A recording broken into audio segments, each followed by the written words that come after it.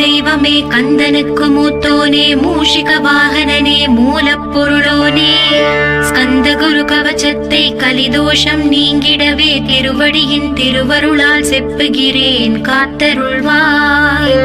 சித்தி விநாயக ஜெயமருள் போற்றுகிறேன் சிற்பர கணபதே நற்கதியும் தந்தருள்வாய்.